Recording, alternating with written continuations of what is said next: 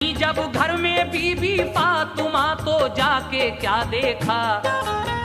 صفائی گھر میں تھی اور رحل پہ قرآن رکھا تھا، بٹھایا فاطمہ زہرا کو اور حسنین کو اس نے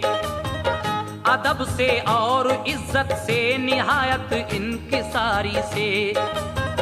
بڑی خوش خلق عورت تھی ہوئی خوش فاطمہ زہرا، ہوا معلوم کہ شوہر پہ ہے یہ اس قدر شیدا، قرآن پاک سر پہ رکھ کے ایک پاؤں کھڑے ہو کر